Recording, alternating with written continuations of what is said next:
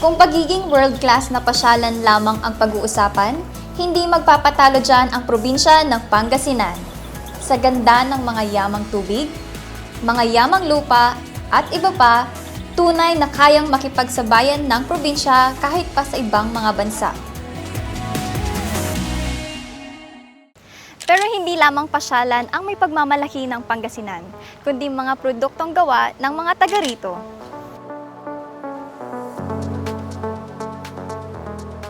Napatunayan na yan nang makipagsabayan ang mga MSMEs sa Manila Fame at IFEX, mga plataporma kung saan ibinibida ang mga produktong world-class.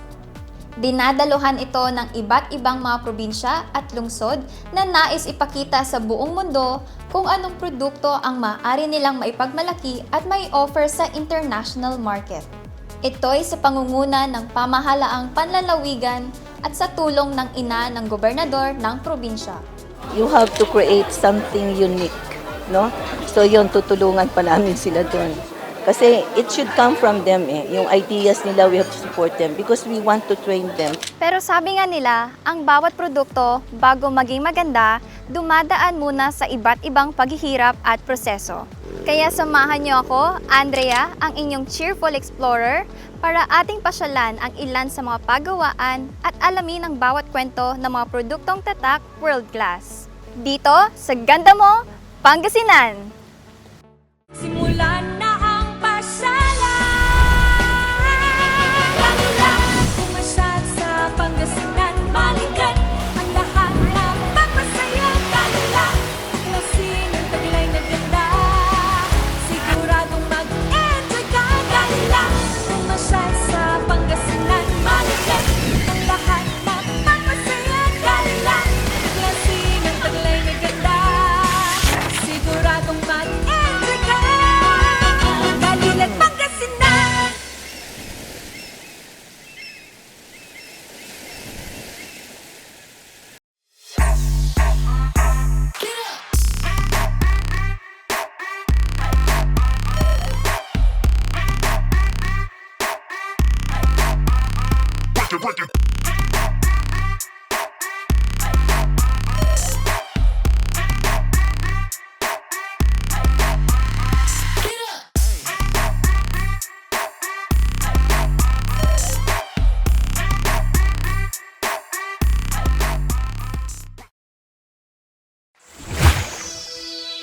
Kultura Splashway. Come have fun and enjoy the sun. Family and friends as one. Welcome to Kultura Splash Wave, a world-class resort nestled at the foot of the mountains. Have fun with the different waves at our amazing wave pool. Be thrilled at the heart-pounding giant slides. Swim to your heart's content at the uniquely designed dolphin pool. Be a child again with your family and friends at the Water Factory. Enjoy the comforts of your home at the spacious, elegantly furnished, air-conditioned rooms. Celebrate the best times of your lives at Juliet's Legacy Hotel and Pavilion. Face your fears at our Skywalker. Relax and find your calm at our Fish Spa. Located at Cares, Pugo, La Union. Live the adventurous life with Kultura Splashway. Join us now, come on, Kultura Splashway. Kultura Splashway. Come have fun and enjoy the sun. Family and friends as one. In the waters, join us now, come on, Kultura Splashway. See you there. Kultura Splashway.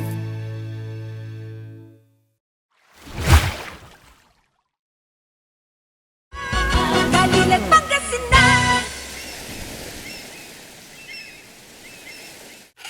Epic drop. Kung usapang bag, expert na raw dyan ang mga kababaihan. Sa bayan ng Binalonan, ang paggawa ng bag, paraan para ipakita ng isang asosasyon ang women empowerment. Ang fashionable bags na kanilang nililikha, gawa sa mga sako ng mais. Ako po ang nag-start ng Women Empowerment Livelihood Association noong year 2018. So I was able to recruit a number of 30 members.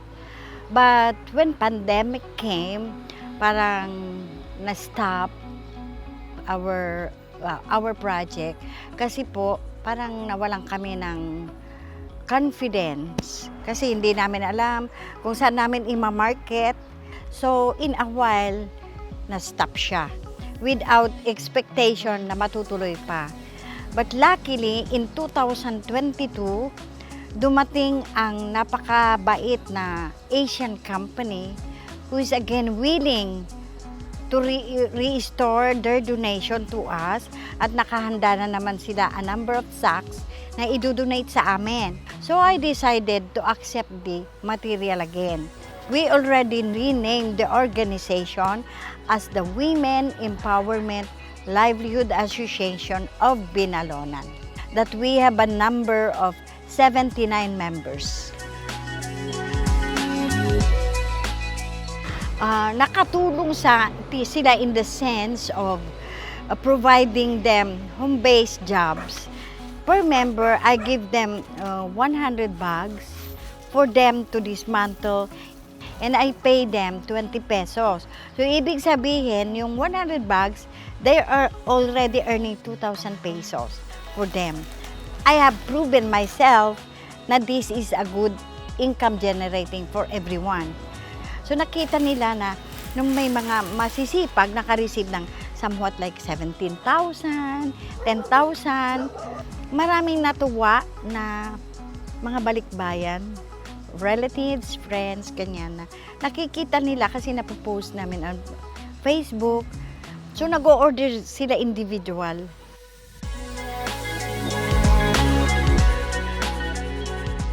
First, i-dismantle namin yung sacks.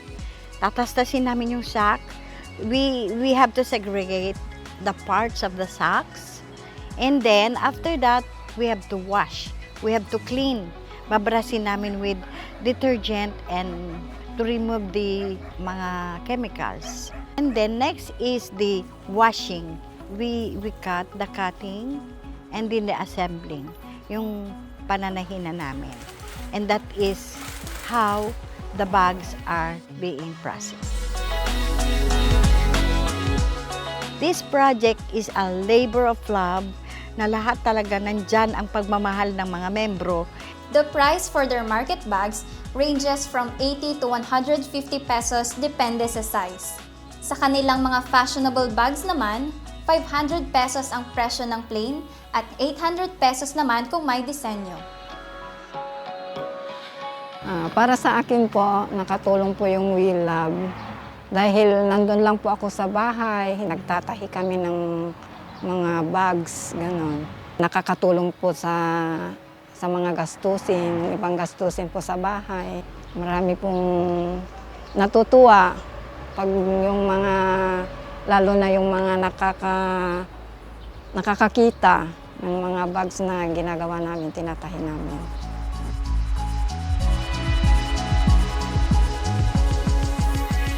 Ay, malaki po kasi wala kami mga trabaho before. Kaya ngayon, kahit pa paano, pag may mga project kami, yun, may trabaho kami. Masaya, nagkakasundo naman po lahat. Yung pagtastas namin nag-umpisa para makabuo ng project namin. Lalo na pag may mga order po, makakatulong sa mga pangangailangan po namin. From being fashionable to making everything around you look a lot more creative. Tara, bisitahin naman natin ang ipinagmamalaking handicraft products sa bayan ng Lawak.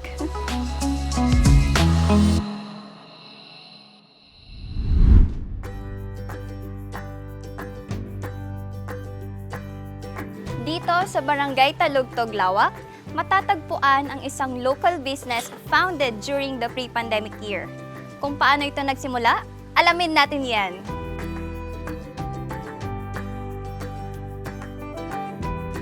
Ang Ilocana Handicrafts ay nagsimula noong pre-pandemic, bale October 2020. may lumapit sa aming worker na nawalan ng trabaho. Revive namin ito sa aming community. Doon nagsimula ang Ilocana Handicrafts. Ang materyales ay galing din dito sa Pangasinan, like yung buri rope, which is galing sa Silag yun. Then yung nasa loob po nun ay grass, abaka. Yung rattan din naman po ay galing dito sa Karatig region na malapit dito sa Pangasinan. Ito ang gawin naming pangalan dahil gusto naming i-showcase ang gawang Ilocana, gawang Pangasinan. Dati, nag-umpisa kami dito. Papag lang yung gamit namin. Simple lang. Ngayon, nung rumami ang orders, nagkaroon kami ng mga resellers, doon po kami nag-create ng sarili namin, paggawaan po. Kasi ang problem namin noon, umuulan eh. So nasisira po yung mga basket na na-frame. Nagdi-deform kasi siya eh. Nagdi-deform po yung basket kapag nahamugan o kaya nababasa. Masayang-masaya at nakaka-proud dahil nga hindi lang dito sa national namin na i-showcase ang gawang Pangasinan, kundi international. Nagkaroon kami ng opportunity. Thank you sa She Trades. Nakapag-display kami sa Jakarta, Indonesia. Noon lang, June. Nakakatuwa dahil nagkaroon sila ng hindi lang kami yung nakinabang, kundi pati na rin sa community. Nagkaroon sila ng trabaho. Kahit na nandito lang sila sa bahay, nag-aalaga ng bata, kumikita sila sa maliit na paraan.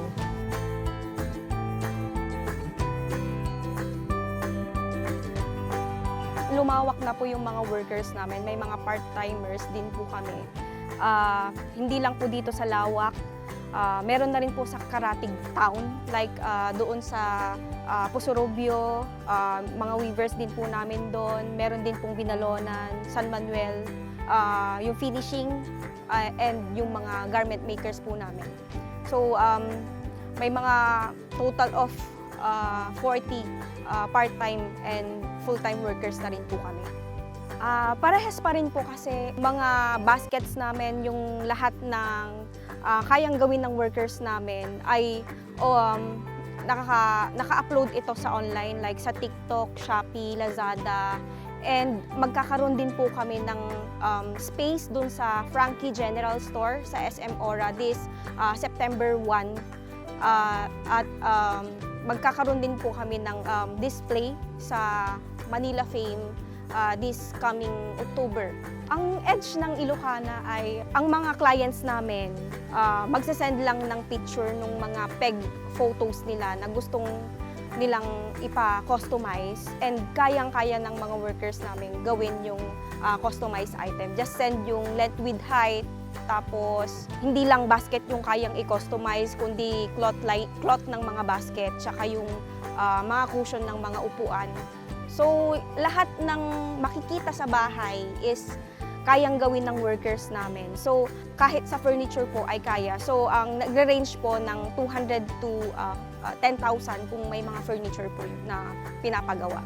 Isa pang edge ng Ilocana Handicrafts ay quality yung gawa namin. So hindi lang po kami basta gawa. Dumadaan pa po ito sa quality control bago namin i-release sa market.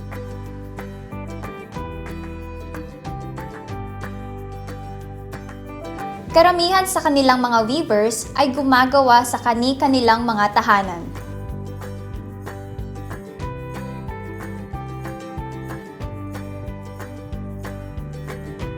Bagong kasal kami dito, nag-handicraft nun yung asawa ko, kaya yun, nag-weaving kami lahat dito. Nagpa-labor, gano'n. Ngayon, nag-umpisa kami ulit, naglalaga sa Ilocana Handicraft. 5 seat maghapon. Kung minsan, sa gabi naman, itutuloy sa gabi. Gano'n. Masaya naman, sir. Parang exercise din, gano'n.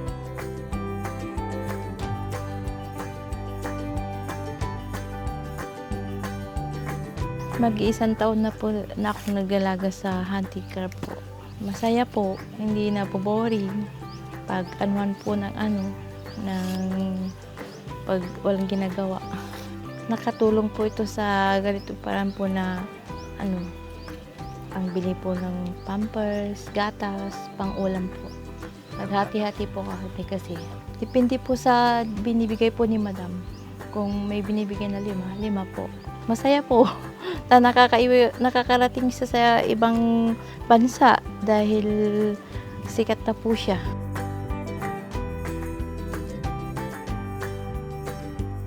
Tangkilikin ang gawang Pangasinan. Gawang Ilocana Handicrafts, mayat daytoy.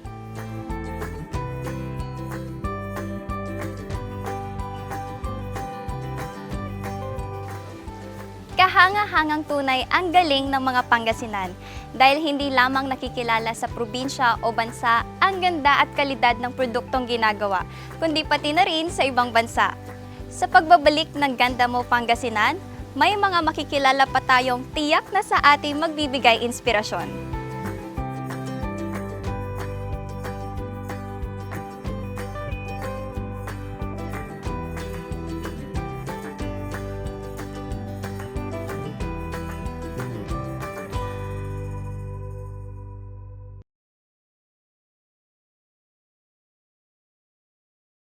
Bulok, maliliit at hindi ba malusog ang inyong mga halaman? Omega Green ang kasagutan.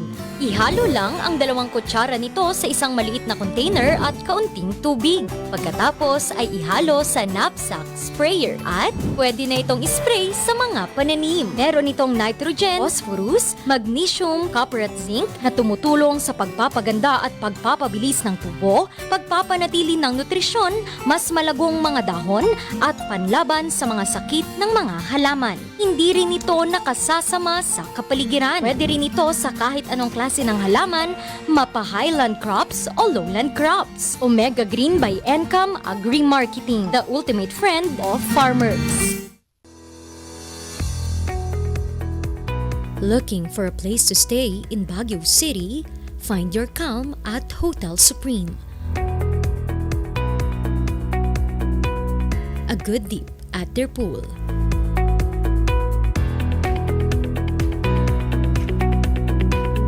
Clean and comfortable rooms with a view.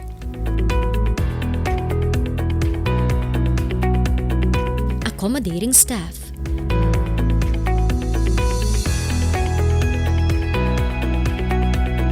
You can also enjoy a sip of coffee at their coffee shop.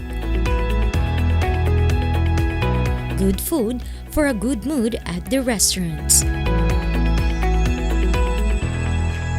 Spacious halls for events, and many more. A perfect balance of business and relaxation, all at Hotel Supreme. Galilat Pangasinan.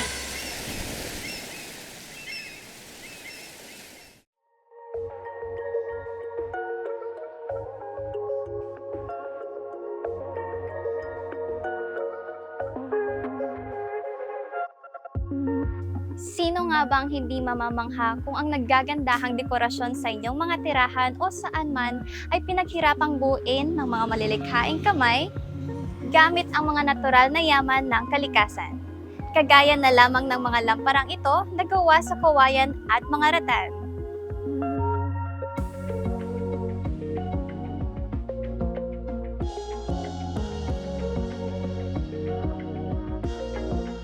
Ang Almas Handicrafts dito sa Barangay Dilan, Busurubio ay talubhasa sa paggawa ng mga lampara. Bali, nag-start po ang Almas Handicraft noong pandemic since nakita ko po ang mga workers po natin na wala pong masyadong orders, then tinry po nating i-offer sa market ang ating handicraft. Sa paggawa ng lamps, ang pinaka first materials natin is bolo kawayan, then ratan, tas ang burit tingting po. Bali, ang pinagagalingan ng kawayan is sa bundok pa, then ang ratan sa Isabela, then ang burit tingting is dito lang po sa natin, paligid natin, kung saan po ang merong silag na available doon po. Dito rin sa Busurubio, Pangasinan.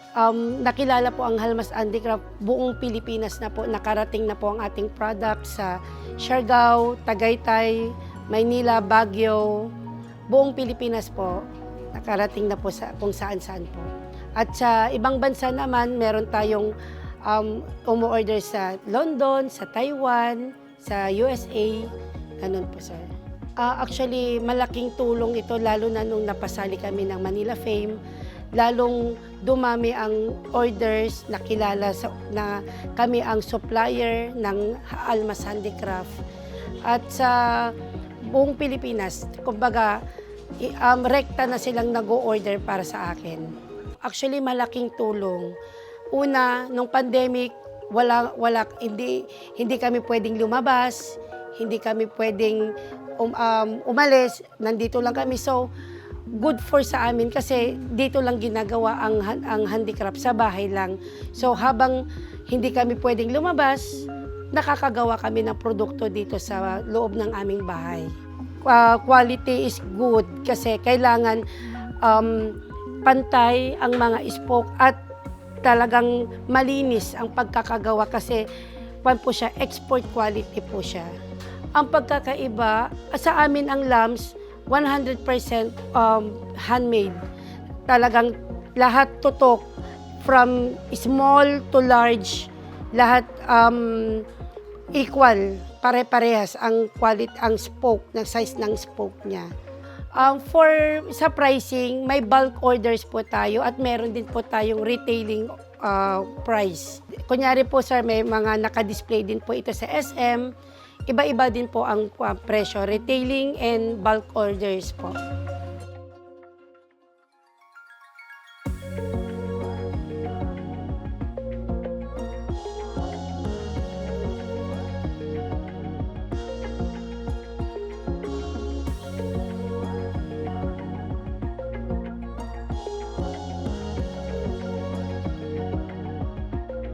Mula nung pandemic siya na ang namin, manager namin, ang pandemic. Wala kaming pagkukunan. Siya natutong magpagawa. Kaya kami pumunta sa kanya. Bata pa ako, marunong akong gawa ng basket, handicraft. Ay, mas maganda yung ngayon, yung lampshade, kaysa yung mga local. Madaling pagkitaan yung lampshade. Nakaka-proud niya gawa namin, napapunta ng ilang bansa. Iba't ibang lamp designs ang ino-offer ng Almas Handicrafts, kabilang na dyan ang tinatawag nilang crisscross, saucer, makopa at bilog. Creativity really overflows dito sa lalawigan ng Pangasinan. Dito mismo sa Puso-Rubio, maliban sa mga magagaling na gumagawa ng lamps, kilala din ang mga gumagawa ng souvenir swords and knives. Tara, puntahan natin!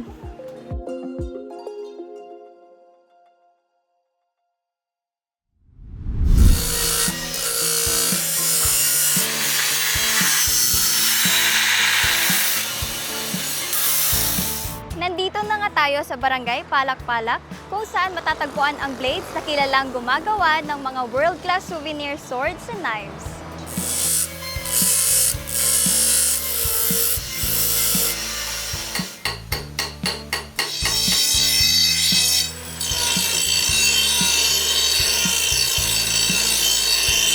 Yung first product namin, yung mga ref magnet, mga keychain, at sa mga accessories na ganito, mga small knife, at mga souvenir items. And then, sometimes in 2011, 2012, kung hindi ako nagkakamali, doon na nag-shift kami ng mga blades. All kinds of blades, patungkol sa mga blades na ginagawa natin, mayroong mga hunting knife, may mga nagpapagawa sa atin mga katana, swords, medieval sword, yung mga Filipino fighting bolos, mga traditional weapon ng mga Pilipino, yun po. At marami pa pong iba. Nakarating na po sa iba't ibang panig ng Pilipinas ang ating mga gawa at mayroon din po natin mga foreigner na napadalhan sa Amerika, sa Europe, na kung saan nakarating na rin po yung mga blades natin. Dito kasi sa Pangasinan, talagang dugot pawis yung puhunan sa blade. Ngayon, marami nang naglabasan na komersyo, mga machineries na yung gumagawa. Pero sa amin po, traditional pa rin yung pagpapanday namin. mano-mano hanggang sa mahulma yung tamang sukat at finish ng blade, mano-mano talaga. Overwhelming po at kami po ay natutuwa dahil sa sinama po kami sa Manila Fame at may picture po ang aming shop sa paggawa ng mga blades. At malaki po yung difference way back na kami nag-umpisa kasi lalo po kaming nakilala ng mga ibang local blade enthusiasts. Nagkaroon po kami ng maraming kaibigan sa blade industry. Dito sa shop, bali 8 po kaming gumagawa. At every tao po, mayroon po siyang expertise na ginagawa, which is doon lang siya nakatuka. Una, siyempre ang pangarap po natin ay matulungan din yung mga kasama natin dito sa shop kasi wala po itong blades kung wala po yung mga kasama. Yun po ang una ko pong pinapangarap na maiangat din po yung kabuhayan. At siyempre, at maglalas po sana, tatagal pa po yung industriya ng blades dito sa Pangasinan at makikilala pa tayo sa ibang bansa sa buong mundo na ang Pangasinan po, especially dito po sa blades, palak-palak, ay nagmumula din po yung mga dekalidad at pwedeng i-compete sa abroad na mga blades. Nandun po yung support mula nung kami po ay nanyayahan sumali sa Manila Fame. Nandun po pa rin yung suporta nila sa amin na time to time ay may message sila kung ano yung sitwasyon natin dito, ano po may tutulong nila. So malaking tulong po, malaking bagay po yung support na moral. Mula sa probinsya, yung binibigyan po kami ng pagkakataon na ma-involve sa mga activities na malalaking trade fair at saka hindi po nila kami pinapabayaan sa suporta patungkol sa moral at saka anumang tulong na binibigay at kami po nagpapasalamat sa province of Pangasinan.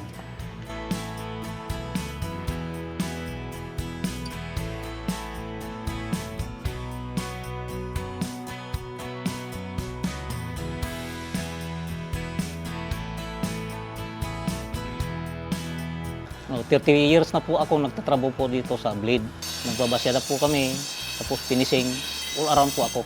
Kasi alam ko na rin po yung mga trabaho, kaya marami na rin tumatanggap sa akin. Ito po yung kinabubuhay ng pamilya ko. Kaya nagtagal po ako dito sa ganitong klaseng trabaho.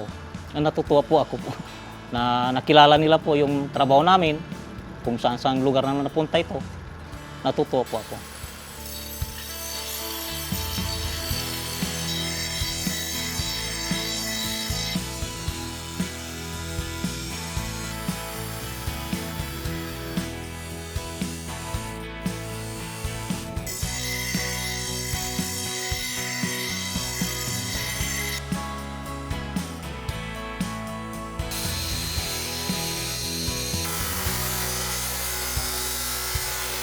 Nakadepende ang presyo sa disenyo ng mga swords and knives na ipapagawa.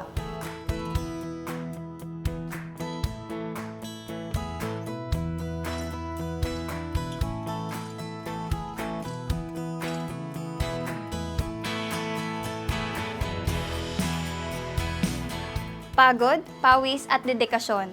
Yan ang puhunan para sa isang produktong makinang. Kasing kinang ng talentong kaakibat ay pagpapakilala sa bawat Pangasinan na puso ang nangunguna.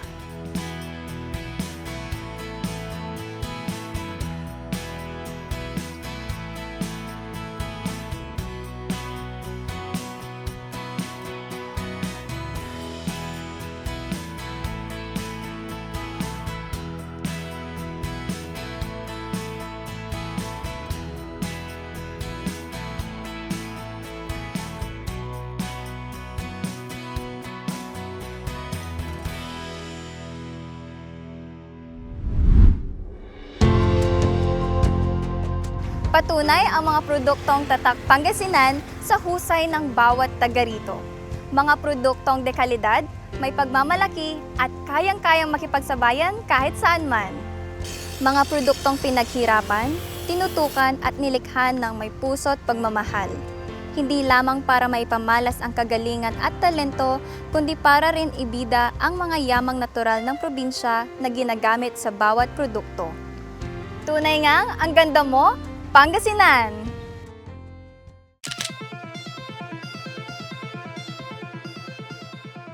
Pangasinan is not just a land of beautiful destinations and historical landmarks.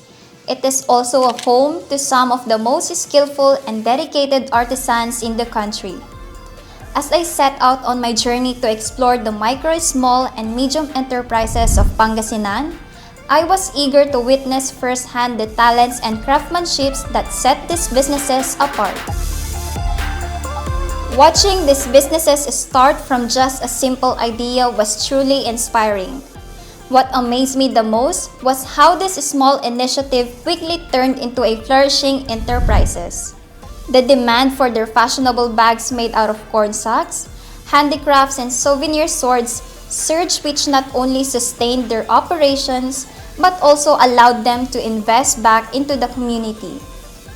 This growth not only improved their financial situation but also empowered them to offer jobs and skills training to more people.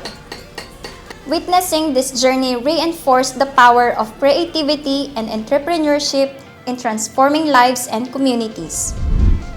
As I concluded my exploration, I realized that the MSMEs of Pangasinan were not just businesses. They were a testament to the skill and artistry of its people. Each artisan I met was a guardian of tradition, a keeper of culture, and a creator of beauty. Their dedication to their craft was not only a source of livelihood, but also a legacy that enriched the cultural tapestry of Pangasinan. Indeed, Pangasinan, ang galing!